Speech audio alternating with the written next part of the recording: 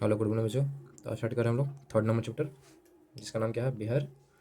बिहार समसामयिकी, यानी कि बिहार का जो करंट अफेयर है, मेन इंपॉर्टेंट पॉइंट में 2022 से लेकर 2023 तक का सबको फिनिश करेंगे बारी बारी, ठीक है। ध्यान दीजिएगा। फर्स्ट में क्या लिखा हुआ है, सोन नदी घड़ियाल वन्य जीव अभयारण्य बनने वाला है। जो सोन नदी है वहाँ पे क्या बनाया जा रहा है, घड़ियाल वन्य जीव अभयारण्य, घड़ियाल को रखने के लिए अभयारण्य बनाया जा रहा है। किसके द्वारा ये बनाया जाने वाला है, तो नेशनल ग्रीन ट्रिब्यूनल के आदेश से बनाया जा रहा है। नेशनल ग्रीन ट्रिब्यूनल, इसको शॉर्ट फॉर्म में बोलते हैं एनजीटी, एनजीटी के द्वारा बनाया जा रहा है। कहाँ, तो सोन नदी के अंदर। नेक्स्ट याद रखना है, राष्ट्रीय ड्रैगन बोट में बिहार रहा है नंबर 1 पे। ड्रैगन बोट यानी क्या, एक तरह का प्रतियोगिता है जिसमें क्या था, बोट को चलाया जाता है। बोट यानी जो नाव होता है उसको चलाया जाता है। ये कहाँ किया गया प्रतियोगिता, तो मोतिहारी के अंदर किया गया था। मोतिहारी के अंदर मोती झील, एक झील है उसी के अंदर किया था। 10वां राष्ट्रीय ड्रैगन बोट चैंपियनशिप था। क्यों, तो 10वें नंबर का था, जिसमें बिहार नंबर 1 पे आया। सेकंड में कौन आया, तो सेकंड में जो आया आसाम आया है। और तीसरे नंबर पर कौन आया, केरला आया है। केरला की टीम क्या है, नंबर 3 पे आई। फर्स्ट पे कौन है, बिहार है। बिहार के कहाँ, मोतिहारी में, मोती झील में अंदर। और क्या हुआ, 10वां। क्लियर है, राष्ट्रीय ड्रैगन बोट। नेक्स्ट ईयर है घायल। घायल को अस्पताल पहुंचाने को पर मिलेंगे आपको 10,000। ऐसा पहले भी था, गुड सेमेरिटेन के फॉर्म में। पहले भी ऐसा होता था कि पहले लोग 5,000, अगर आप रास्ते से जा रहे हैं, अगर रास्ते में किसी का दुर्घटना हो गया, अगर आप उसे क्या करते हैं, अस्पताल पहुंचाते हैं। सड़क दुर्घटना में अगर कोई व्यक्ति घायल है, उसको आप क्या पहुंचाते हैं, अस्पताल में पहुंचाते हैं। तो सरकार आपको क्या देगी, 5,000 रुपये पहले देती थी, लेकिन अब क्या बढ़ा कर दिया, 10,000 रुपये कर दिया है, ताकि जल्दी से जल्दी लोगों का जान बचाया जा सके, है कि नहीं। तो हम लोग सबका फर्ज बनता है कि सबको अस्पताल में भर्ती करें, कोई सामने घायल हो जाता है तो, है कि नहीं। तो सरकार आपको क्या देगी, 10,000 रुपये देगी, जो व्यक्ति अस्पताल पहुंचाएगा घायल व्यक्ति को। क्लियर है, ये हमारा बढ़ा दिया गया। नेक्स्ट याद रखिएगा, औद्योगिक विकास में किशनगंज नंबर 1 पे रहा। औद्योगिक विकास में नंबर 1 पे कौन रहा, किशनगंज जो जिला है वो सबसे नंबर 1 पे रहा है। औद्योगिक विकास का मतलब क्या हो गया, इंडस्ट्रियल क्षेत्र को काफ़ी ज़्यादा बढ़ावा देने वाला जिला कोई है तो किशनगंज है। औद्योगिक योजना को प्रभावी तौर पर लागू करने में किशनगंज जो है नंबर 1 पे रहा है, अव्वल रहा है, ठीक है। और ये सबसे निचला जो जिला रहा है वो जमुई जिला रहा है, यानी कि जमुई के अंदर औद्योगिक मामले थोड़े गड़बड़ है, इस सबसे निचले पायदान पे है। और जो रैंकिंग जारी की गई थी, कब जारी किया गया था, तो 19 अप्रैल 2023 को जारी किया गया था। डेट याद रखना कोई जरूरी नहीं है, लेकिन फर्स्ट और लास्ट याद रखिएगा। फर्स्ट में कौन आ गया, तो फर्स्ट में नंबर 1 पे किशनगंज है औद्योगिक विकास के मामलों में, और नंबर लास्ट में कौन है, तो जमुई जिला। क्लियर है। नेक्स्ट देखिएगा, जल जीवन सर्वेक्षण 2023 में समस्तीपुर देश भर में टॉप पे रहा है। पूरे देश भर में, नॉट ओनली बिहार, पूरे देश भर में क्या है, नंबर 1 पे रहा है कौन, समस्तीपुर जिला। किस क्षेत्र में, तो जल जीवन सर्वेक्षण के मामले में। देखिएगा, केंद्र सरकार की ओर से जल जीवन सर्वेक्षण 2023 के तहत जारी रैंकिंग में समस्तीपुर देश भर में पहले स्थान पर रहा है, और दूसरे स्थान पर जो रहा है शेखपुरा रहा, और तीसरे स्थान पर सुपौल है, और चौथे पायदान पे कौन है, बांका। क्लियर है। नंबर फर्स्ट पे याद रखना है समस्तीपुर, सेकंड पर याद रखना चाहे तो शेखपुरा रख सकते हैं, तीसरे पायदान पे सुपौल है, और चौथे पायदान पे क्या है, बांका है। क्लियर है।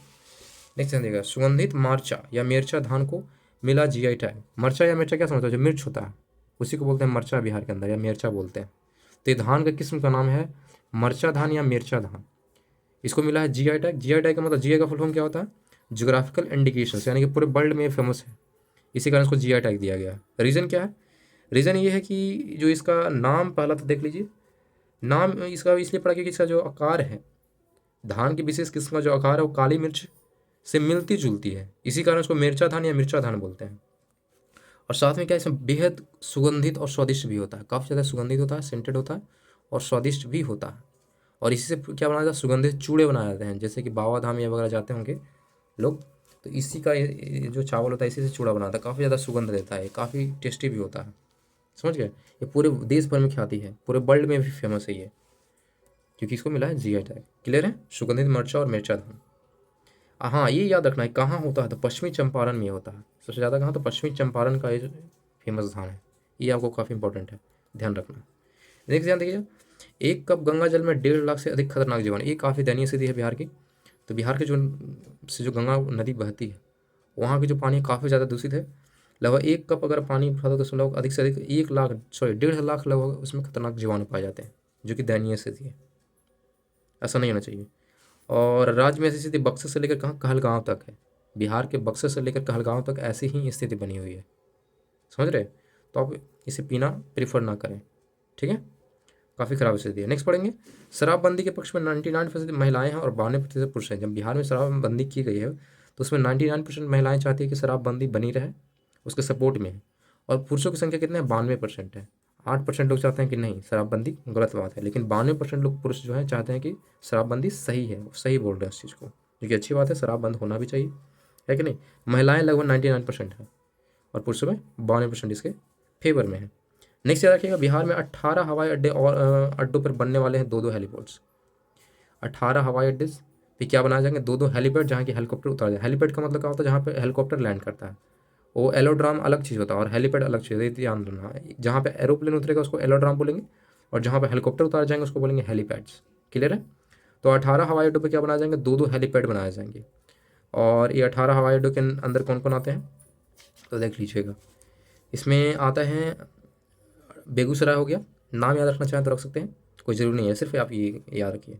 बेगूसराय, भागलपुर, सुपौल, सारण, डिहरी ऑन सोन,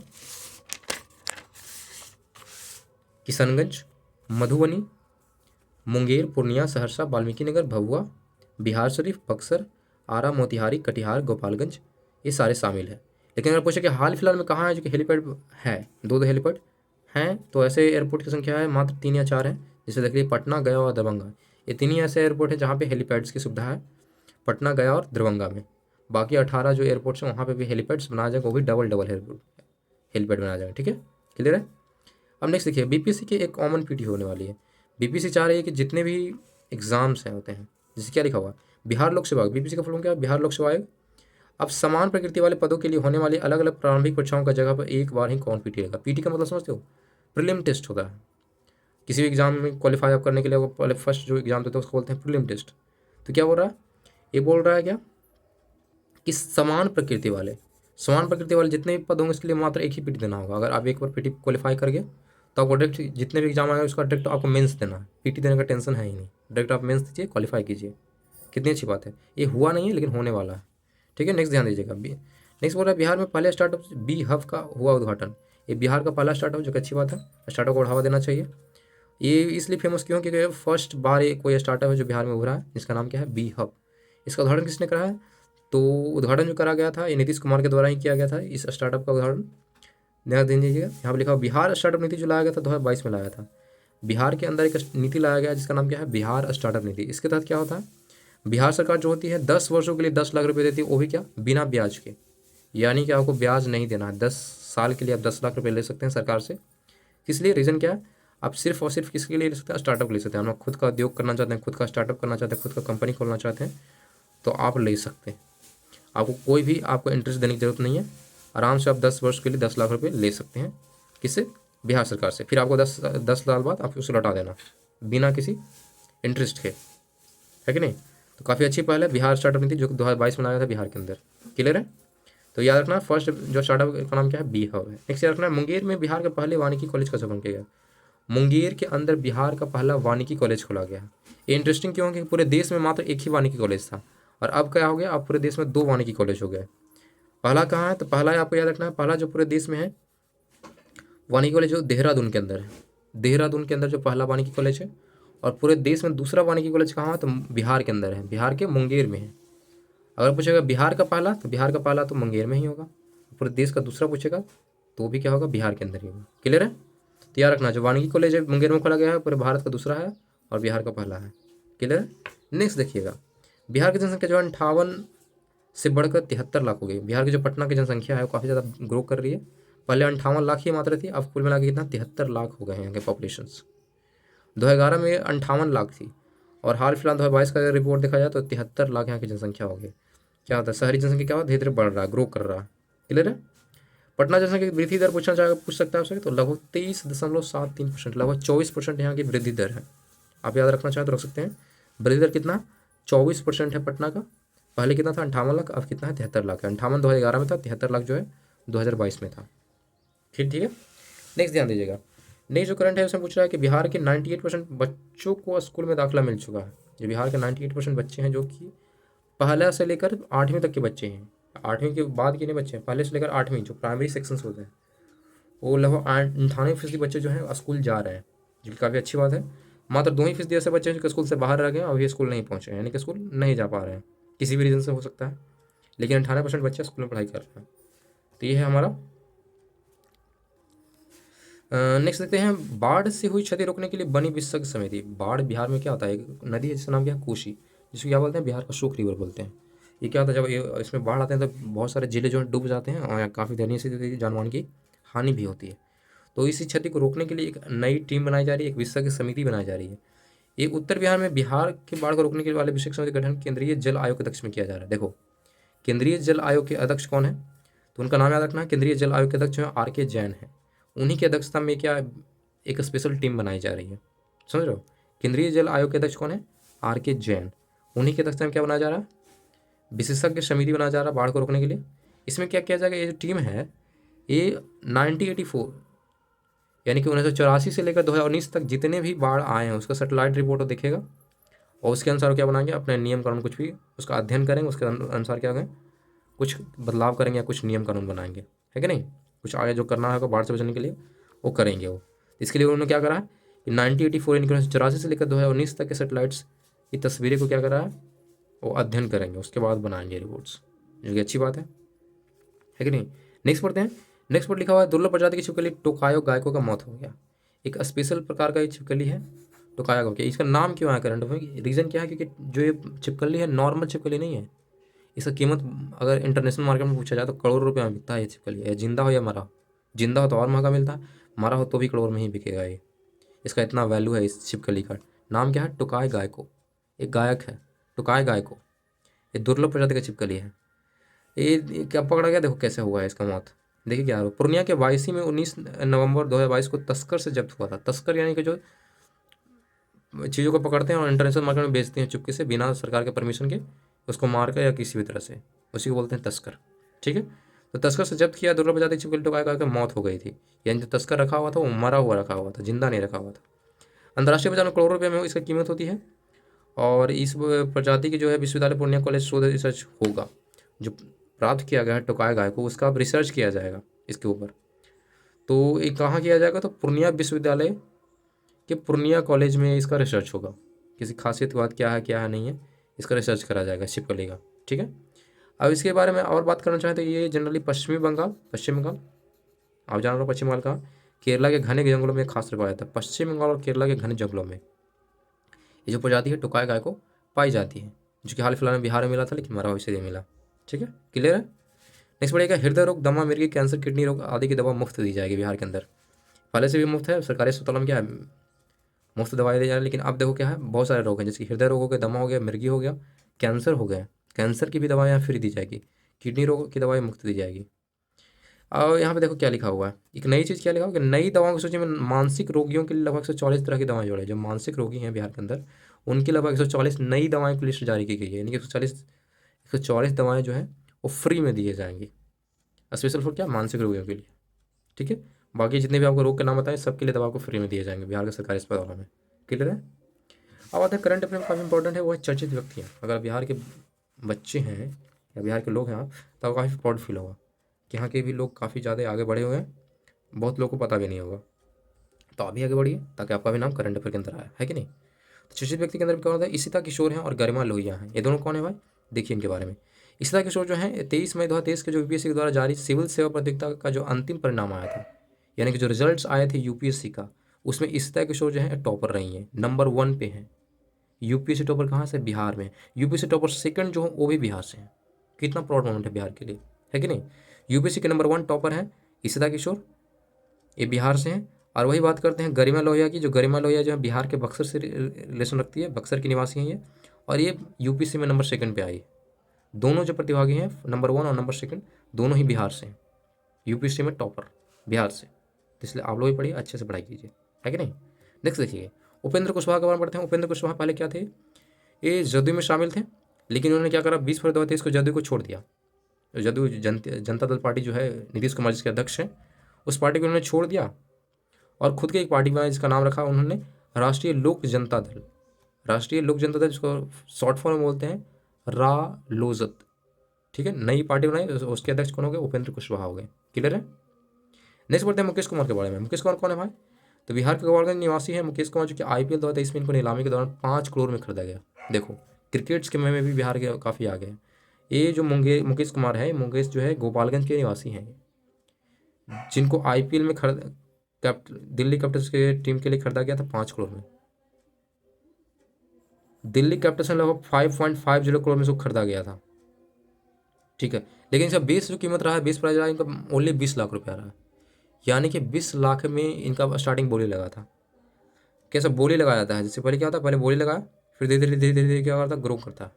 कैसे आप क्या बोलते हैं, नीलामी करना, उसी से यहाँ क्या था, क्रिकेटरों की नीलामी की जाती है। तो इनका बेस प्राइस क्या था, 20 लाख रुपये था।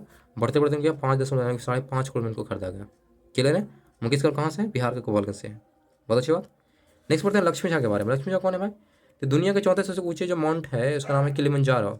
माउंट किलिमंजारो पर्वत जो है ये दुनिया में नंबर 4 पे आता है हाइट के मामले में। इसको इन्होंने पार करा है लक्ष्मी झा ने 36 घंटे के अंदर चढ़ाई करा इन्होंने। और वहाँ उन्होंने सिर्फ चढ़ाई ही नहीं करा, उन्होंने अंतर्राष्ट्रीय मानव दिवस के दिन ये चढ़ाई करा और साथ में क्या राष्ट्रीय तिरंगा को उससे लहराया। सोच लो, हमारा जो नेशनल फ्लैग है उसको उन्होंने लहराया है। लक्ष्मी झा ये बिहार की महिला है जो कि पर्वत पर चढ़ रही है, समझ रहे हो आप। ये माउंट किलिमंजारो जो दुनिया के चौथे पर्वत उस पर इन्होंने चढ़ाई करा है। काफ़ी प्रॉब्लम है। ये कहाँ की है तो जानना चाहेंगे तो जान लीजिएगा, बिहार के सहरसा डिस्ट्रिक्ट से हैं और उनका गांव का नाम बनगांव है। और कोई व्यक्ति है तो कमेंट करके बताइएगा। सहरसा डिस्ट्रिक्ट के बनगांव की ये बेटी हैं, काफ़ी आगे चल चुकी हैं। नेक्स्ट पढ़ते हैं डॉक्टर मनोज झा के बारे में। मनोज झा कौन है, तो बिहार के राजद के राज्यसभा के सदस्य हैं डॉक्टर मनोज झा। और इनको दिया गया एक नया अवार्ड जिसका नाम है संसद रत्न अवार्ड, यानी कि संसद के लिए काफ़ी आप इंपॉर्टेंट व्यक्ति हैं तभी संसद रत्न अवार्ड, जैसे कि भारत रत्न होता है उसी तरह से इनका संसद रत्न होता है। तो संसद रत्न अवार्ड दिया गया डॉक्टर मनोज झा को, जो कि राजद से संपर्क रखते हैं, राजद के मंत्री हैं और संसद के सदस्य भी हैं, ठीक है। नेक्स्ट पढ़ते हैं प्रोफेसर रंजीत कुमार वर्मा के बारे में। ये रंजीत कुमार वर्मा क्या है, तो ये शिक्षाविद हैं और साथ में क्या है, वैज्ञानिक प्रोफेसर भी हैं, वैज्ञानिक है, शिक्षाविद भी हैं और वैज्ञानिक भी हैं। और इनको बनाया गया है भारतीय विज्ञान कांग्रेस एसोसिएशन का महासचिव चुना गया है, बहुत बढ़िया बात है। ये बिहार से रिलेशन रखते हैं और क्या थे, शिक्षाविद यानी कि टीचर थे, साथ में वैज्ञानिक भी थे। इनको क्या बनाया गया है, तो इनको बनाया गया भारतीय विज्ञान कांग्रेस एसोसिएशन का महासचिव। पूछ सकता है कि भारतीय विज्ञान कांग्रेस एसोसिएशन का महासचिव कौन है, तो उनका नाम है प्रोफेसर रंजीत कुमार वर्मा, जो कहाँ से हैं, बिहार से हैं। कितनी अच्छी बात है। नेक्स्ट बढ़ते हैं मैथिली ठाकुर के बारे में। मैथिली ठाकुर का नाम तो सबको ही जानते होंगे, लोक गायिका हैं, साथ में बिहार के एक खादी हस्तशिल्प और हथकरघा उत्पादों के ब्रांड एम्बेसडर भी हैं। यानी कि जो भी हमारा क्या है सांस्कृतिक जो कल्चर है, कल्चरल उद्योग जो बोल सकते हैं, छोटे मोटे उद्योग है, उससे क्या है, ये ब्रांड एम्बेसडर है। याद रखना, बिहार के खादी हस्तशिल्प, हथकरघा मतलब होता है हाथ से बनाए गए उत्पाद जो होते हैं, हथकरघा उत्पादों के यहाँ ब्रांड एम्बेसडर मैथिली ठाकुर हैं। इनको बिहार के मतदाता जरूरतों के लिए राज्य स्तरीय स्वीप आइकन चुना गया है इनको, यानी कि बिहार में मतदाता को क्या बोलते हैं, जागरूक करने के लिए इन्होंने बनाया स्वीप आइकन। यानी कि वोट देना अच्छी बात है, वोट दीजिए, इसको दीजिए, ऐसे दीजिए, जो भी है ये बताएंगे। मैथिली ठाकुर क्या है, आइकन बनाया गया इनको, क्लियर है। नेक्स्ट बढ़ते हैं सरमजीत सिंह के बारे में।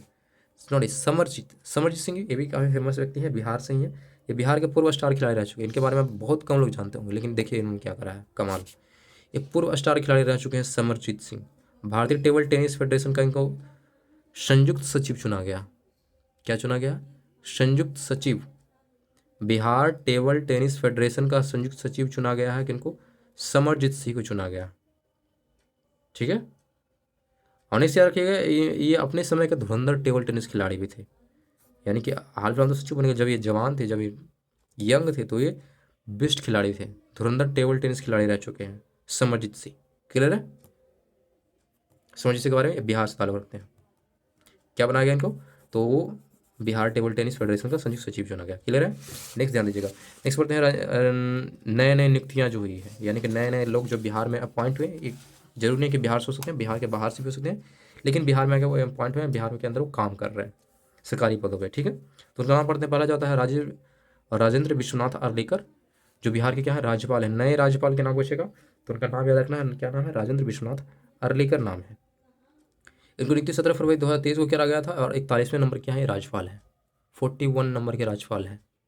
आप लोग सबको बताना कि नंबर 1 पे जो है ना पहले राज्यपाल बिहार के राज्यपाल कौन थे, कमेंट करके बताइएगा, ठीक है। इस 41वें नंबर के राज्यपाल का नाम क्या है, राजेंद्र विश्वनाथ अर्लेकर, जो हाल फिलहाल में यही है। नेक्स्ट बढ़ते हैं कृष्णन विनोद चंद्रन के बारे में। कृष्णन विनोद चंद्रन, ये कृष्ण भी है चंद्र भी है कि नहीं। तो केरला उच्च न्यायालय में न्यायमूर्ति रह चुके हैं ये, लेकिन हाल फिलहाल इनको क्या बनाया गया है, इनको पटना हाई कोर्ट का मुख्य न्यायाधीश बनाया गया। पहले सिर्फ न्यायमूर्ति, अब वो पटना हाई कोर्ट के मुख्य न्यायाधीश बन चुके हैं, यानी कि मेन व्यक्ति यही है पूरे पटना मुख्य न्यायालय के। पटना उच्च न्यायालय के क्या है, मुख्य न्यायाधीश हैं कृष्णन विनोद चंद्रन। आपसे पूछ सकता है, काफ़ी इंपॉर्टेंट क्वेश्चन, कि पटना उच्च न्यायालय के मुख्य न्यायाधीश का नाम बताइए। उनका नाम क्या है, कृष्ण विनोद चंद्रन, जो पहले क्या थे, केरला हाई कोर्ट के न्यायमूर्ति थे। नेक्स्ट बढ़ते हैं, ये भी हाईकोर्ट से मामले से रिलेशन रखते हैं। नाम है अन्नी रेड्डी अभिषेक रेड्डी। अन्नी रेड्डी अभिषेक रेड्डी को बनाया गया क्या, ये पहले कहते तेलंगाना हाईकोर्ट में क्या थे, हाईकोर्ट में स्थानांतरित करे गए हैं, तेलंगाना हाईकोर्ट में काम कर रहे थे, अब इनको क्या करा, ट्रांसफर करा गया कहाँ, तो पटना हाईकोर्ट के अंदर। और पटना हाईकोर्ट के अंदर क्या है, न्यायाधीश के रूप में काम करेंगे। क्या रहेगा, तो पटना के नए नए मतलब ये तो मुख्य न्यायाधीश हो गया, और अन्य न्यायाधीश के सूची में इनका भी नाम आता है, अन्य रेड्डी, और इनका नाम क्या, एक ही व्यक्ति का नाम है, अन्नी रेड्डी अभिषेक रेड्डी। क्लियर है, तो इनको तेलंगाना से ट्रांसफर करा गया है कहाँ, पटना हाई कोर्ट्स में न्यायाधीश के रूप में ये, और मुख्य न्यायाधीश का नाम याद रखना कृष्ण प्रेमचंद्र। क्लियर है। नेक्स्ट पढ़ते हैं पीके साई। पीके साई का फॉर्म क्या है, तो पीके साई यानी प्रशांत कुमार शाही इनका नाम है, पूरा नाम प्रशांत कुमार शाही है। ये बिहार के पूर्व मंत्री रह चुके हैं। इनको क्या बनाया गया, तो बिहार का नया अधिवक्ता बनाया गया, यानी कि बिहार का न्यू एडवोकेट जनरल नियुक्त किया गया है पीके साही को। प्रशांत कुमार शाही पूछ सकता है आपको कि बिहार का नया एडवोकेट जनरल कौन है, तो उनका नाम है प्रशांत कुमार शाही। या हिंदी पूछ सकता है कि बिहार का नया महाधिवक्ता कौन है, तो प्रशांत कुमार शाही। क्लियर है। नेक्स्ट है डॉक्टर मंगला राय के बारे में। मंगला राय काफ़ी फेमस व्यक्ति हैं, देखिए कैसे, ये ICAR के पूर्व महानिदेशक रह चुके हैं, ICAR के पूर्व महानिदेशक रह चुके हैं डॉक्टर मंगला राय। इनको हाल फिलहाल में गया मुख्यमंत्री का कृषि सलाहकार नियुक्त किया गया है, जो हमारे नीतीश कुमार मुख्यमंत्री हैं बिहार के, उनको क्या बनाया, उनका मुख्य कृषि सलाहकार, यानी कृषि से रिलेटेड कुछ भी सलाह लेना होगा तो इनसे लिया जाएगा, क्योंकि उनको बनाया गया मुख्य कृषि सलाहकार। नाम याद रखिएगा डॉक्टर मंगला राय, पहले क्या थे, तो ICAR के पूर्व महानिदेशक थे। क्लियर है। नेक्स्ट पढ़ते हैं SK सिंघल के बारे में। SK सिंघल कौन है भाई, तो SK सिंघल जो है पूर्व में DGP रह चुके हैं, पूर्व DGP SK सिंघल है। केंद्रीय चयन बिहार का अध्यक्ष नियुक्त किया गया इनको, केंद्रीय चयन पर्षद यानी कि सिपाही भर्ती का क्या है, इनको अध्यक्ष नियुक्त किया गया, यानी कि किसी भी चीज़ का नियुक्ति होगा, जैसे दरोगा का नियुक्ति होता है, बिहार पुलिस वगैरह है, उस सब व्यक्तियों का जो नियुक्ति करने का जो जिम्मेवारी रहेगा वो इनके हाथों में होगा, ये साइन करेंगे, यानी कि ये हो गए पूरे हेड हो गए। केंद्रीय चयन परिषद के अध्यक्ष इनको बनाया गया, समझ गए। पूर्व में क्या थे, पूर्व में DGP रह चुके हैं। SK सिंघल इनका नाम है, SK सिंघल केंद्रीय चयन परिषद बिहार का अध्यक्ष है। क्लियर है। नेक्स्ट पढ़ते हैं राजविंदर सिंह भट्टी के बारे में। राजेंद्र सिंह भट्टी कौन है भाई, तो राजेंद्र सिंह भट्टी के बारे में पढ़ते हैं। तो राजेंद्र सिंह भट्टी को बिहार का 53वां DGP बनाया गया, के नंबर का 53वां नंबर 53 नंबर का DGP बनाया गया है।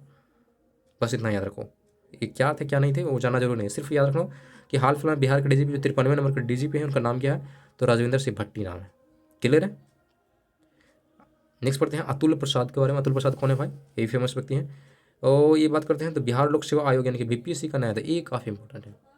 BPSC का हाल फिलहाल में एग्जाम भी चल रहे हैं, बहुत सारे एग्जामिनेशन फॉर्म भी आ रहे हैं, टीचर्स वगैरह की वैकेंसी भी आ रही है, तो ये क्वेश्चन बिल्कुल आया, क्योंकि पूछ सकता है BPSC का अध्यक्ष कौन है भाई, BPSC तो एग्जाम ले रही है लेकिन उसका अध्यक्ष कौन है, तो BPSC का अध्यक्ष कौन है, अतुल प्रसाद। अतुल प्रसाद BPSC यानी कि बिहार लोक सेवा आयोग के अध्यक्ष हैं। काफ़ी इंपॉर्टेंट, इसको याद रखना है एकदम किसी भी हाल में। नेक्स्ट बात आलोक कुमार चौधरी के बारे में। आलोक कुमार चौधरी क्या है भाई, तो समस्तीपुर के चहमसी थाने के नीमा चायकर गांव के आलोक कुमार चौधरी SBI के MD बने। सोच लो, ये व्यक्ति क्या है, बिहार से ताल्लुक़ रखते हैं, समस्तीपुर के रहने वाले हैं, चहमसी थाने के हैं, और इनका गांव का नाम है चैक हैदर, नीमा चैक हैदर इनके गांव का नाम है। ये बिहार का व्यक्ति क्या बन चुका है, SBI का MD बन चुका है। समझ रहे हो आप, स्टेट बैंक ऑफ इंडिया का MD को है तो क्या आलोक कुमार चौधरी जो कि बिहार का व्यक्ति है, कितनी बड़ी बात है। समझ रहे हो आप, आलोक कुमार चौधरी SBI के MD हैं, ये काफ़ी इंपॉर्टेंट है, आप सबको प्राउड फील करना चाहिए और आपको ऐसा ही बनना चाहिए, है कि नहीं। आलोक कुमार चौधरी SBI के MD हैं। नेक्स्ट पढ़ेंगे, काफ़ी बड़े बिहार से थे। अब नेक्स्ट पढ़ते हैं पुरस्कारों के मामले में। करंट अफेयर जो होगा इसमें पुरस्कार भी पूछे जाएंगे, तो पुरस्कार में देखते हैं बिहार के लोग जो उनको पुरस्कार दिया गया है, कुछ 2022 के भी होंगे, कुछ 2023 के होंगे। जैसे कि पद्मश्री की लिस्ट बात करते हैं, तो पद्मश्री 2023 में किनको दिया गया, 3-4 लोग हैं उनको दिया गया है। जैसे कि पहला था सुश्री सुभद्रा देवी। सुभद्रा देवी जो है कला के क्षेत्र में, मधुबनी की सुभद्रा देवी जो है ये है पेपरमेंसी आर्टिस्ट हैं। ये कहाँ के रहने वाली है, मधुबनी के रहने वाली है, और पेपरमेंसी आर्टिस्ट हैं। ये इन गानों को दिया गया क्या, इनको दिया गया पद्मश्री अवार्ड, यानी कि कला के क्षेत्र में सुभद्रा देवी क्या, पद्मश्री अवार्ड। नेक्स्ट पढ़ते हैं कपिल देव प्रसाद, ये भी कला के क्षेत्र में, लेकिन कपिल प्रसाद क्या है, ये कुछ और के लिए, नालंदा के रहने वाले हैं कपिल देव प्रसाद। और 52 कला जो कि पहचान दी है इन्होंने, 52 कला किस लिए है फेमस, तो इनके इसके तहत क्या है, एक अलग तरह की साड़ी बनाए थे, साड़ी का डिज़ाइन का नाम है 52 समझ रहे हो, 52 कला है। इस साड़ी, इस कला से जो निर्माण किया जाता है काफ़ी पसंद किए जाते हैं पूरे देश भर में, समझे। इसी कारण इनको दिया गया है क्या, पद्मश्री अवार्ड दिया गया 52 कला के लिए। 52 कला किस रिलेटेड, तो साड़ी के निर्माण से रिलेटेड है।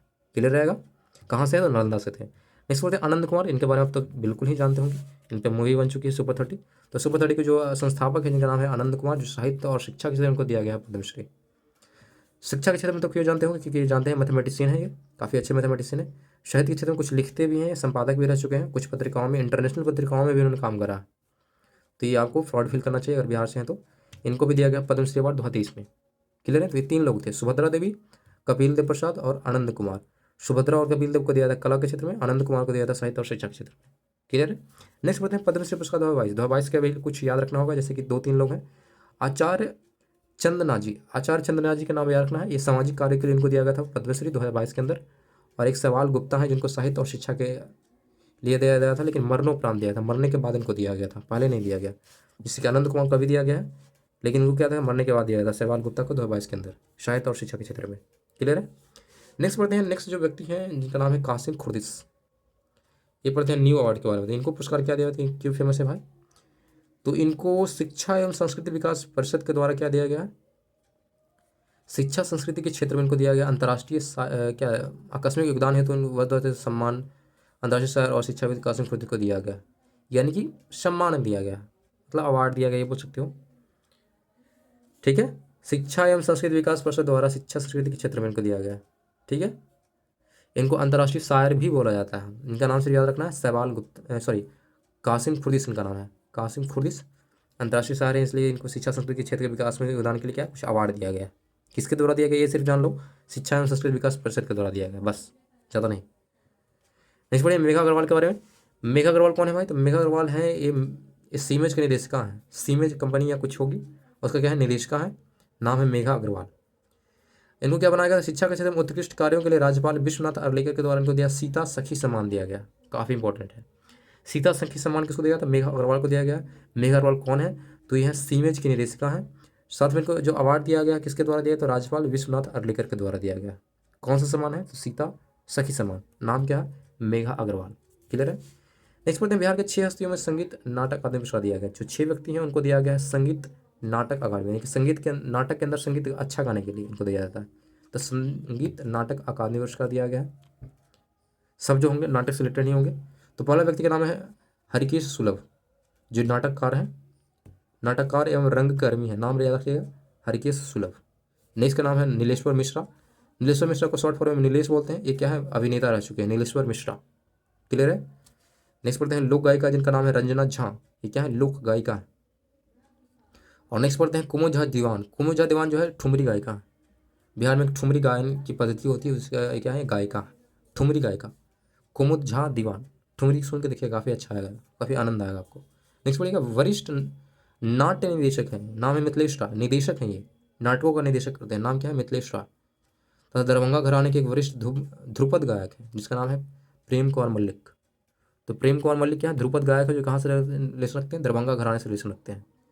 इन 6 व्यक्तियों को दिया गया है कौन सा अवार्ड, संदिग्ध नाटक अकादमी पुरस्कार दिया गया। नाम फिर से पढ़ देता हूँ, नीलेश्वर सुलभ, सॉरी हरिकेश सुलभ, नीलेश्वर मिश्रा, रंजना झा, मुकुद झा दीवान, नीलेश्वर राय, प्रेम कुमार मलिक। क्लियर है। नेक्स्ट पढ़ते हैं बबीता गुप्ता के बारे में। बबीता गुप्ता को क्या दिया गया भाई, तो बबीता गुप्ता मुजफ्फरपुर के सीहो गांव के रहने वाली हैं, और इनको दिया गया है स्वच्छ सुजल शक्ति सम्मान 2023। स्वच्छ सुजल शक्ति सम्मान 2023 इनको दिया गया, नाम है बबीता गुप्ता। यानी कि इन्होंने अच्छे पानी को बढ़ावा दिया या पानी को साफ सफाई रखा, इसके क्षेत्र में इन्होंने अच्छा काम करा होगा पानी के क्षेत्र में, इसलिए इनको दिया गया है कौन सा अवार्ड, स्वच्छ सुजल शक्ति सम्मान 2023 अवार्ड दिया गया। कहाँ के रहने वाले, बिहार के रहने वाले, बिहार के मुजफ्फरपुर के सीहो गांव से ये रिलेशन रखती है। अवार्ड का नाम याद रखिएगा स्वच्छ सुजल शक्ति सम्मान, बबीता गुप्ता। नेक्स्ट व्यक्ति जो है इनका नाम है रविशंकर चंद। रविशंकर चंद को क्या दिया गया भाई, तो शिक्षा के क्षेत्र में बेहतर कार्यों के लिए उनको दिया गया दुबई में आयोजित ग्लोबल लीडर्स अवार्ड्स समारोह में सम्मान किया। देखो बिहार का बंदर दुबई में जाके क्या कर रहा है, ये अवार्ड ले रहा है। ये बिहार का व्यक्ति है, बिहार के व्यक्ति हैं, और ये क्या है एनआरआई। एनआरआई क्यों, कि बिहार के अंदर नहीं रहना, बाहर विदेश में रहने के कारण इनको एनआरआई बोला जाता है। तो बिहार से बाहर कहाँ गए थे, दुबई के अंदर आयोजित हुआ था ग्लोबल लीडर्स अवार्ड्स, उसी के अंदर उनको अवार्ड दिया गया। ग्लोबल लीडर्स अवार्ड में इनको क्या करा, सम्मानित किया गया है रविशंकर चंद को, जो कि बिहार से निवासी हैं। ये काफ़ी प्राउड मोमेंट है बिहारियों के लिए, है कि नहीं। रत्नेश्वर मिश्र के बारे में पढ़ते हैं। रत्नेश्वर मिश्र जो है इतिहास वेता है, साथ में अनुवादक भी है। इतिहास वेता का मतलब होता है कि जो इतिहास को पढ़ता है और उसको समझाता है या बताता है। अनुवादक का मतलब समझ रहे हो, ट्रांसलेट करना। तो रत्नेश्वर मिश्र को उनके मूल अंग्रेजी उपन्यास आज़ादी के मैथिली अनुवाद के लिए साहित्य अकादमी अनुवाद पुरस्कार दिया गया। इन्होंने एक उपन्यास था जिसका नाम क्या था, इसको अंग्रेजी से क्या करा इन्होंने, मैथिली में ट्रांसलेट करा, जिसका नाम क्या है, आज़ादी है। ठीक है, उपन्यास है जिसको अंग्रेजी में से क्या करा, आज़ादी को क्या करा इन्होंने मैथिली में कन्वर्ट करा। यानी कि अंग्रेजी में किसी लोग नहीं पढ़ पा रहे हैं, बिहार के लोग जो है अंग्रेजी उतना नहीं पढ़ पाए, तो क्या उसको उन्होंने कन्वर्ट कर दिया मैथिली में ताकि सभी लोग पढ़ पाए। तो इनको जो ट्रांसलेट करा उसके लिए इनको अवार्ड दिया गया। देखो अवार्ड का नाम भी में अनुवाद है, जैसे कि देखो साहित्य अकादमी अनुवाद पुरस्कार लिखा हुआ है, सिर्फ साहित्य अकादमी पुरस्कार नहीं है, साहित्य अकादमी का अनुवाद पुरस्कार को दिया गया, ट्रांसलेट करने के लिए दिया गया। नाम याद रखिएगा, रत्नेश्वर मिश्र हैं। ठीक है, नेक्स्ट बात, दुलारी देवी काफ़ी फेमस व्यक्ति हैं ये। दुलारी देवी जो पद्मश्री दी हैं, इनको पद्मश्री भी दिया जा चुका है। तो पद्मश्री दुलारी देवी को एक नया सम्मान दिया गया है, जो नया सम्मान का नाम क्या है, तो अटल मिथिला सम्मान, अटल मिथिला अवार्ड दिया गया, अटल मिथिला सम्मान दिया गया दुलारी देवी को, जो पहले इनको पद्मश्री भी मिल चुका है, समझ लो। तो दुलारी देवी को दिया गया क्या सा, अटल मिथिला सम्मान से सम्मानित किया गया। नेक्स्ट पढ़ते हैं TJS जॉर्ज। TJS जॉर्ज इस संपादक और क्या है, स्तंभकार TJS जॉर्ज, 94 वर्ष की उम्र में इनका मृत्यु हो गया, मृत्यु नहीं हुआ, 94 वर्ष की उम्र में क्या इनको दिया गया, अवार्ड दिया गया, 94 ईयर के हैं ये। TJS George, Mumbai press club के द्वारा इनको कौन सा अवार्ड दिया गया, तो national red ink lifetime achievement पुरस्कार दिया गया। लाइफ टाइम अचीवमेंट पुरस्कार कब दिया जाता है, व्यक्ति कोई बूढ़ा हो जाता है, उसने पूरे लाइफ में क्या करा है, उसने अचीवमेंट क्या करा है, तब तो दिया जाता है अवार्ड, है कि नहीं। ये जवानी थोड़ी मिल जाएगा लाइफ टाइम अचीवमेंट अवार्ड, नहीं, बुढ़ापे में ही दिया जा सकता है। तो मुंबई प्रेस क्लब का के द्वारा दिया गया है national red ink lifetime achievement award, किन दिया गया है, तो TJS जॉर्ज को दिया गया, जो कि 94 साल के हैं। नेक्स्ट पढ़ेंगे अजीत आज़ाद एवं बद्रीनारायण, दोनों व्यक्ति काफ़ी फेमस है। अजीत आज़ाद किस लिए फेमस है, ये कहाँ के रहने वाले, पहले ये जान लो। तो अजीत आज़ाद जो है मधुबनी से रिलेशन रखते हैं। कविता पोथी उन्होंने लिखा है पेनड्राय में पृथ्वी, यानी कि एक बुक लिखा है इन्होंने, कविता का एक बुक लिखा है या जो भी है, उन्हें कविता के लिए उनको अवार्ड दिया गया। पेनड्राय में पृथ्वी क्या है ना, पेनड्राय में, और दूसरे जो है मैथिली और भोजपुर के बद्रीनारायण है, मैथिली और भोजपुर के बद्रीनारायण, यानी कि मैथिली से रिलेशन, मैथिली में इन्होंने लिखा शायद। कविता संग्रह का नाम क्या है, तुमड़ी के शब्द, हेडिंग रखना तुमड़ी के शब्द है। ठीक है, हिंदी के साहित्य में अकादमी पुरस्कार को दिया गया है, यानी कि दोनों व्यक्ति क्या दिया गया, हिंदी के साहित्य अकादमी पुरस्कार 2022 हेतु इनको चयन किया गया, समझ रहे हो। दो व्यक्ति, अजीत आज़ाद और दूसरा बद्रीनारायण। अजीत आज़ाद मधुबनी से हैं और बद्रीनारायण जो है भोजपुर से हैं। अजीत आज़ाद को दिया गया है पेनड्राय में पृथ्वी के लिए, और बद्रीनारायण को दिया गया है तुमड़ी के शब्द के लिए। ये दोनों ने पोएम लिखा है, इसी के लिए इनको कौन सा अवार्ड दिया जाने वाला है, हिंदी के साहित्य अकादमी पुरस्कार 2022। क्लियर है। नेक्स्ट बात है प्रोफेसर सुधा सिन्हा के बारे में।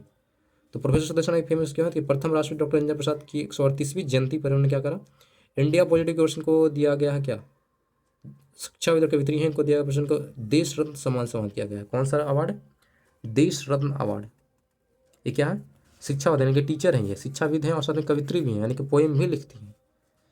और इनको किस दिन दिया गया, तो 138वीं जयंती बनाई गई थी राजेंद्र बाबू का, उसी दिन ये सम्मान दिया गया, देश रत्न सम्मान, समझ रहे हो।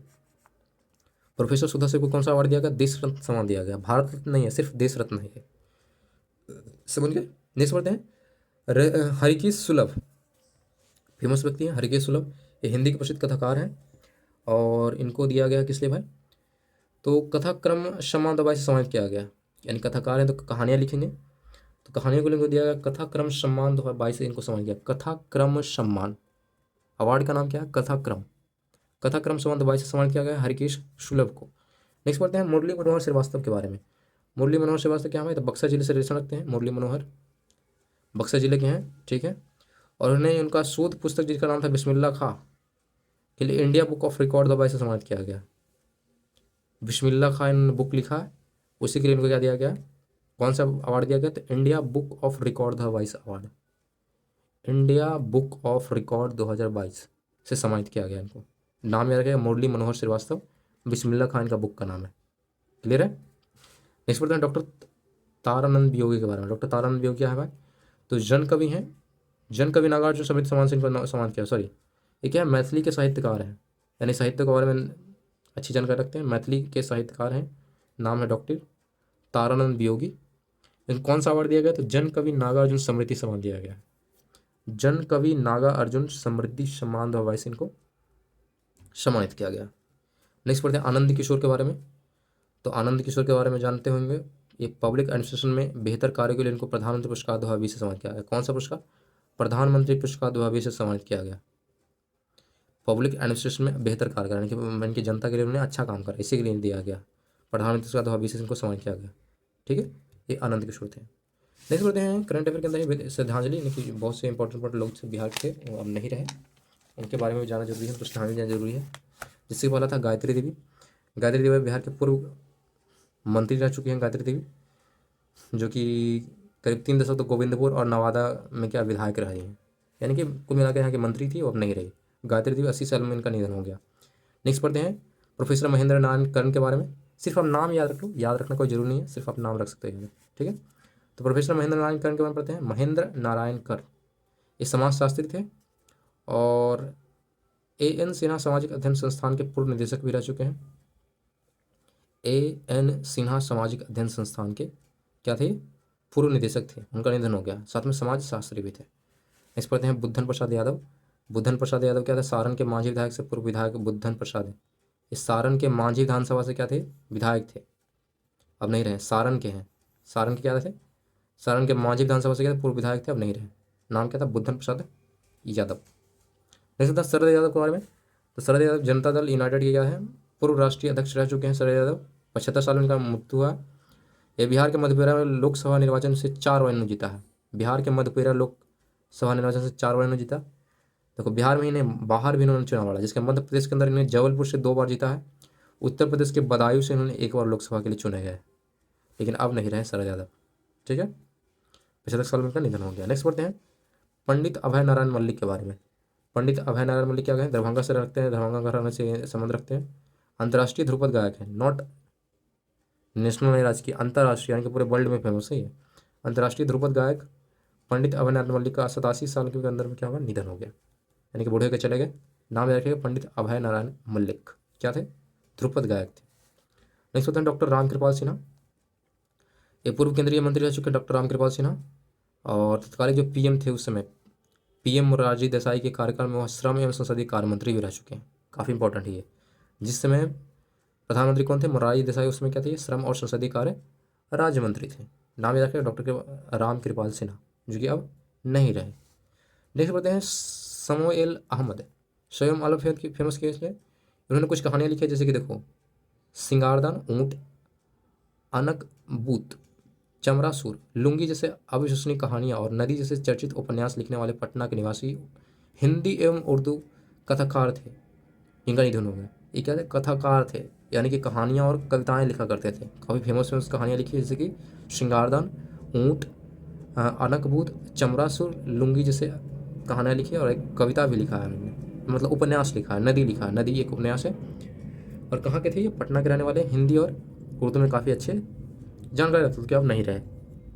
ठीक है, नेक्स्ट होता है डॉक्टर इंदु भूषण सिन्हा। डॉक्टर इंदु भूषण सिन्हा क्यों फेमस है भाई? ये पटना के वरिष्ठ किडनी रोग विशेषज्ञ पद्मश्री से सम्मानित है, यानी कि पटना में किडनी के लिए स्पेशलिस्ट थे, इनको पद्मश्री अवार्ड भी दिया गया था। ठीक है, 84 साल के थे, अब नहीं रहे। डॉक्टर इंदु भूषण सिन्हा किडनी में स्पेशलिस्ट थे और पद्मश्री से सम्मानित व्यक्ति थे, जो कि अब नहीं रहे। नाम याद रखिएगा, डॉक्टर इंदु भूषण सिन्हा। नेक्स्ट बढ़ते हैं आचार्य सोमदेव। आचार्य सोमदेव कहाँ से संपर्क थे? तो दरभंगा मैथिली साहित्य के वरिष्ठ साहित्यकार आचार्य सोमदेव। ये क्या है? वरिष्ठ साहित्यकार हैं, साहित्य के बारे में जानकारी रखते हैं। कहाँ से रिलेशन है इनका?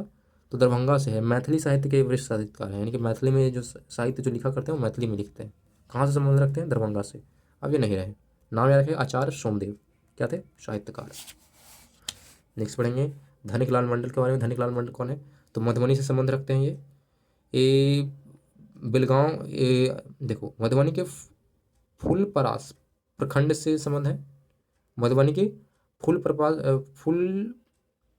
प्रखंड और बिलगांव गाँव याद रखना है।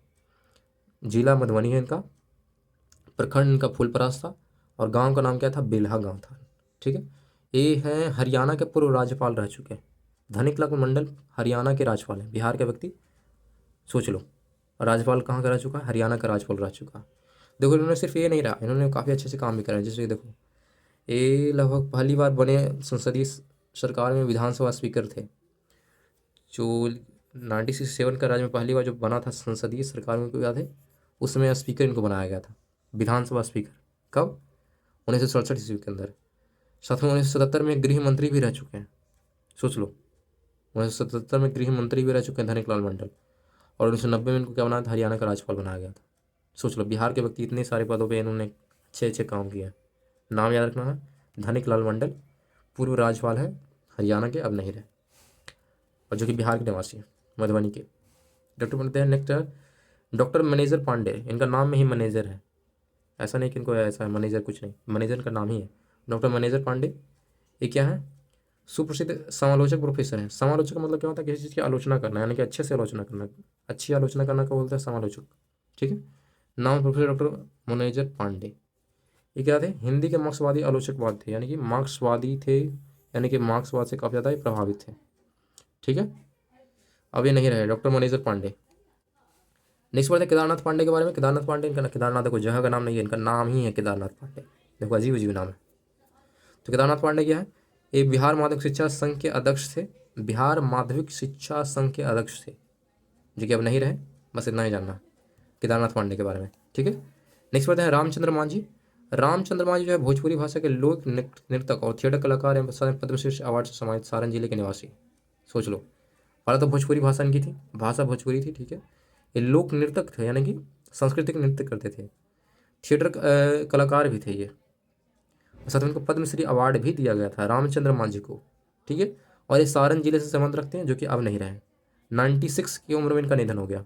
समझ रहे हो? सारण जिले के रामचंद्र मांझी, भोजपुरी भाषा के लोक नृतक, साथ में थिएटर कलाकार, साथ में पद्मश्री से सम्मानित है। नेक्स्ट बढ़ते हैं प्रोफेसर पद्मदेश पाठक, सॉरी पद्मेश पाठक। प्रोफेसर पद्मेश पाठक फेमस क्यों है भाई? तो तिलका मांझी विश्वविद्यालय के सेवानिवृत्त प्रोफेसर है, यानी कि रिटायर्ड प्रोफेसर हैं। किस विश्वविद्यालय का? तो तिलका मांझी विश्वविद्यालय के क्या है? रिटायर्ड प्रोफेसर है, नाम है प्रोफेसर पद्मेश पाठक।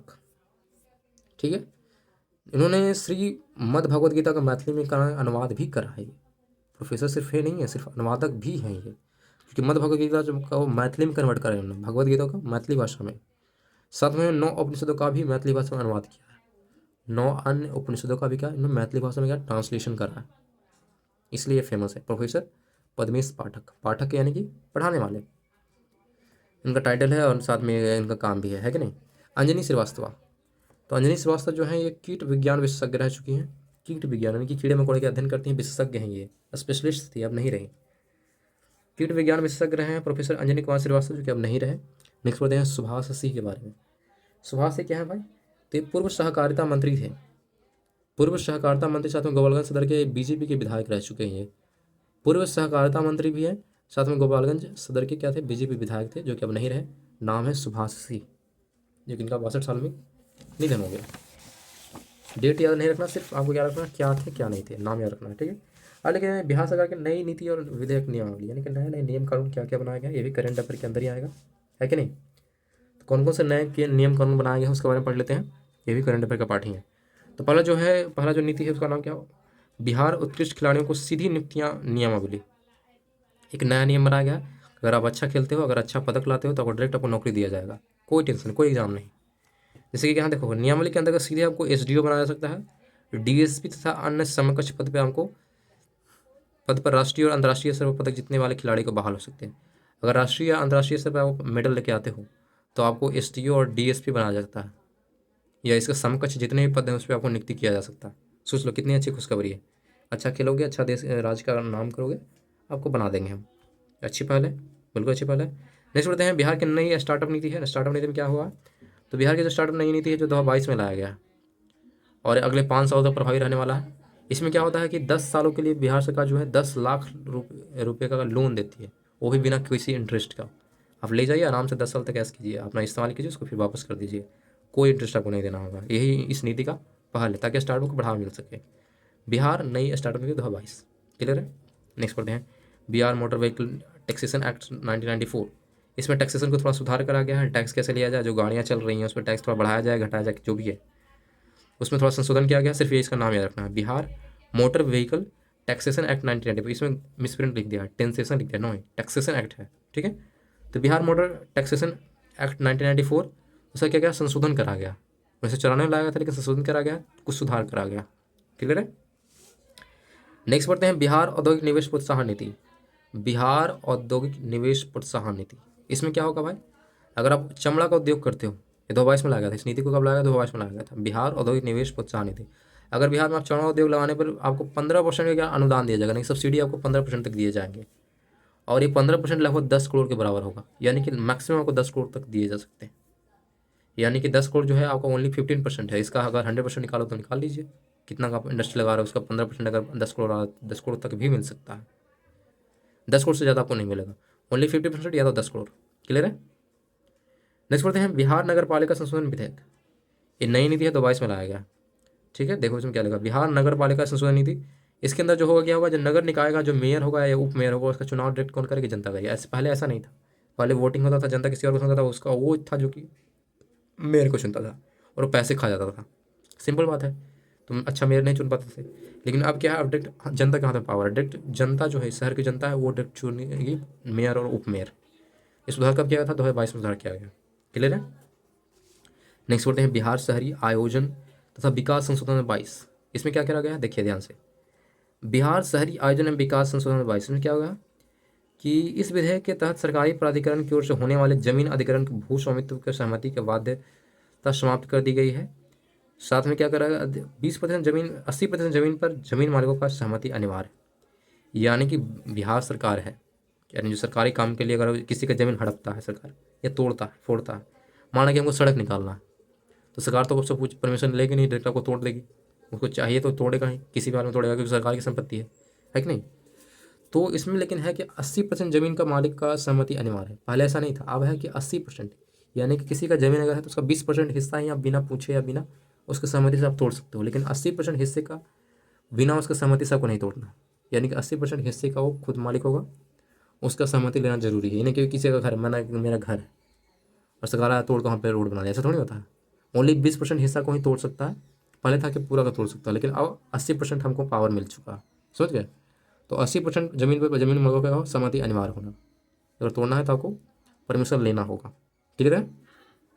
वो भी क्या, सरकारी कामों के लिए, ये नहीं कि कोई फालतू फालतू आगे कर देगा, नहीं, सरकारी कामों के लिए। ठीक है।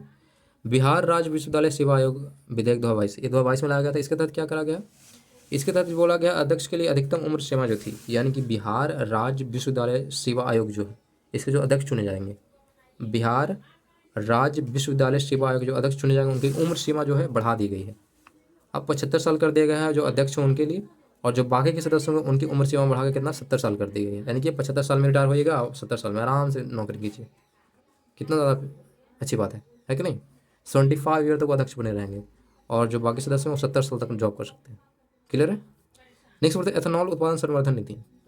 राज्य में इथेनॉल को बढ़ावा देने के लिए बिहार एथेनॉल संवर्धन नीति लागू करने वाला भारत का पहला राज्य बन चुका है। ऐसा नीति बनाने वाला पूरे भारत में ऐसा पहला राज्य है बिहार, जो कि 2021 से बनाया था एथेनॉल को बढ़ावा देने के लिए। ऐसा कोई भी राज्य नहीं था जो कि एथेनॉल को बढ़ावा देने की कोई नीति बनाया था, लेकिन बिहार ऐसा पहला राज्य था जिसने नीति बनाया था। इसका शुभारंभ जो किया था 19 मार्च 2021 को करा था। क्लियर है। एथेनॉल उत्पादन संवर्धन नीति, संवर्धन यानी कि संरक्षण। क्लियर है। नेक्स्ट ऑक्सीजन उत्पादन प्रोत्साहन नीति, ये भी 2021 में लाया गया। अब देखिए ये 2021 में क्यों लाया गया, क्योंकि 2021 के अंदर ही क्या था, कोरोना आया था। तो ऑक्सीजन उत्पादन प्रोत्साहन नीति लाया गया है 2021 के अंदर। इसमें क्या करा गया, ऑक्सीजन उत्पादन में तेजी लाना ये लक्ष्य रखा गया। बिहार के अंदर ऑक्सीजन उत्पादन को तेजी लाना ये लक्ष्य रखा गया इस नीति का। ऑक्सीजन उत्पादन प्रोत्साहन नीति, अगर आप ऑक्सीजन का उत्पादन करते हो तो आपको प्रोत्साहन दिया जाएगा, सरकार आपको फैसिलिटी प्रोवाइड करेगी, थोड़ा सब्सिडी भी देगी, है कि नहीं। ये 2021 में लाया गया था। नेक्स्ट पढ़ते हैं बिहार खेल विश्वविद्यालय विधेयक 2021। ये नया विधेयक है, नाम से ही पता चल रहा है, बिहार खेल विश्वविद्यालय विधेयक 2021। इसमें क्या क्या करा जाएगा, तो बिहार में खेल विश्वविद्यालय स्थापित करे जाएंगे, यानी कि खेल को बढ़ावा देने के लिए नए नए विश्वविद्यालय बढ़ाएंगे, जहाँ पे सिर्फ और सिर्फ खेल के बारे में पढ़ाई होगी। समझ रहे आप, खेल सिखाए जाएंगे। तो बिहार में खेल विश्वविद्यालय की स्थापित करने के लिए बनाया गया है ये नीति, जिसका नाम है बिहार खेल विश्वविद्यालय विधेयक 2021। क्लियर है। नेक्स्ट एथेनॉल उत्पादन प्रोत्साहन नीति। देखो यहाँ पे क्या था, एथेनॉल उत्पादन संवर्धन नीति था। इससे पहले जो पढ़ा था कि इसमें वो संवर्धन नीति था, लेकिन यहाँ पे क्या है, एथेनॉल उत्पादन प्रोत्साहन नीति है। वहाँ पे संवर्धन ने संरक्षित करना है, प्रोत्साहन यानी कि सपोर्ट दिया जाएगा। इसमें क्या करा जा रहा है, प्राकृतिक संसाधनों का अधिकतम मूल्यवर्धन करना, यानी कि जितने प्राकृतिक संसाधन उसका मूल्यवर्धन का मतलब क्या होता है, उससे अच्छा उसको कीमत बढ़ाना। यानी कोई चीज़ है, अगर उसको अच्छे से अगर कुछ बनाते हो तो क्या होगा, कोई प्राकृतिक चीज़ को अच्छा चीज़ बनाते हो तो क्या उसका मूल्य बढ़ जाएगा, वैल्यू बढ़ जाएगी। तो वही है, अधिकतम मूल्यवर्धन करना उसका काम रह गया, लक्ष्य रखा गया है कि प्राकृतिक संसाधनों का अधिकतम मूल्यवर्धन करना और उसका वैल्यू को बढ़ाना। साथ में राजस्व उत्पन्न करना, यानी कि राज्य सरकार पैसा कमा सके। साथ में रोजगार सृजन करना। और इस तरह से बिहार में लगभग 151 एथेनॉल इकाई लगाई जाएगी। एथेनॉल उत्पादन प्रोत्साहन नीति के तहत तो एथेनॉल प्लांट लगाए जाएंगे। पूरे बिहार में 151 एथेनॉल प्लांट लगाई जानी इस नीति के तहत। 151, 150 लगभग, समझ गए। नेक्स्ट पढ़ते हैं पेयजल उपभोक्ता शुल्क नीति। ये जो लाया गया था 2021 में ही लाया गया। पेयजल उपभोक्ता शुल्क नीति 2021 में लाया गया। इसमें क्या करा गया, नल जल योजना के संपादकों द्वारा 5 वर्षीय रख रखाव के अवधि समाप्त हो जाने के बाद ये जो रख रखाव शहरी संसाधन निकाय को दिया जाएगा। जो संवेदक है नल जल योजना के, जो भी उस समय जो नल जल योजना जो करवाते हैं, जिसके मुखिया वगैरह होता है नल जल योजना करने के लिए, नगर निगम में वहाँ नगर के लोग होते हैं, है कि नहीं। तो 5 साल तक वो रहेगा, है कि नहीं। अब 5 साल के बाद वो रिटायर कर गया, हट गया, तो फिर क्या होगा, तब वो क्या करेगा, जो वहाँ के जो आम पब्लिक है, जो आम जनता है, उसी को किसी एक को व्यक्ति को दिया जाएगा रख रखाव के लिए, यानी कि स्थानीय निकाय को ही दिया जाएगा। जो वहाँ के स्थानीय निकाय हैं उनको पूरा भार दिया जाएगा, समझ गए। तो नल जल योजना के समय तो 5 वर्ष के लिए, उसके बाद क्या वहाँ के स्थानीय निकाय को क्या दिया जाएगा, कार्यभार दिया जाएगा, समझ गए। ये था हमारा पेयजल उपभोक्ता शुल्क नीति 2021 का, ठीक है। नेक्स्ट पढ़ते हैं बिहार खनिज संशोधन नियमावली के बारे में। बिहार खनिज संशोधन नियमावली के बारे में पढ़ते हैं। इसमें क्या करेगा, अवैध खनन आप करते हो बिहार के अंदर, परिवहन करते हो अवैध, भंडारण को रोकने एवं इससे संतुलित व्यक्तियों को विरुद्ध कड़ी कार्रवाई की जाएगी। खनन, परिवहन, भंडारण, ये सारे अवैध अगर आप करते हो तो आप बहुत बड़ी कार्रवाई की जा सकती है। और बिहार ऐसा पहला राज्य जो इस तरह के नियमावली अधिसूचना जारी किया गया। ऐसा किसी भी राज्य में ऐसा नीति नहीं है कि अगर अवैध खनन करते हो दिस दैट करते हो, यहाँ पे है। बिहार एक पहला राज्य है जहाँ पे अवैध खनन, परिवहन और भंडारण को रोकने के लिए कड़े से कड़े कानून बनाया गया। इसका नाम क्या है, बिहार खनिज संशोधन नियमावली 2021। डायरेक्ट आपको अति कर लिया जाएगा, जेल भेज दिया जाएगा, ठीक है। नेक्स्ट पढ़ते हैं बिहार स्वास्थ्य विज्ञान विश्वविद्यालय अधिनियम 2021। बिहार नाम में ही पढ़ लो, नाम में ही करंट है, डिटेल है। देखो, बिहार स्वास्थ्य विज्ञान विश्वविद्यालय अधिनियम 2021, इसमें क्या आ जाएगा, चिकित्सा क्षेत्र के विकास को बढ़ावा देने के लिए उद्देश्य से राज्य में स्वास्थ्य विज्ञान विश्वविद्यालय की संख्या विश्वविद्यालय की स्थापना करना इसका मुख्य लक्ष्य रखा गया। यानी कि बिहार के अंदर विश्वविद्यालय बनाए जाएंगे, वो भी किस लिए, स्वास्थ्य विज्ञान के लिए, समझ गए, किस लिए, ताकि चिकित्सा शिक्षा के क्षेत्र में बढ़ावा मिल सके। समझ, मेडिकल के क्षेत्र में शिक्षा को बढ़ाने के लिए यहाँ विश्वविद्यालय की स्थापना करा जाएगा, स्वास्थ्य विज्ञान विश्वविद्यालय की स्थापना करा जाएगा। ये है नियमावली का मुख्य लक्ष्य। बिहार स्वास्थ्य विज्ञान विश्वविद्यालय अधिनियम 2021। बिहार स्वास्थ्य विज्ञान विश्वविद्यालय अधिनियम 2021, समझे। ये था हमारा आज का बिहार का करंट अफेयर था, जो कि 3rd नंबर चैप्टर था, जो कि कंप्लीट हो गया। इसको अच्छे से अप्लाई करिएगा, रिवाइज कीजिएगा और याद कर लीजिएगा। काफ़ी इंपॉर्टेंट करंट अफेयर था, सबको आना चाहिए, है कि नहीं। तो आज के लिए इतना ही, थैंक यू।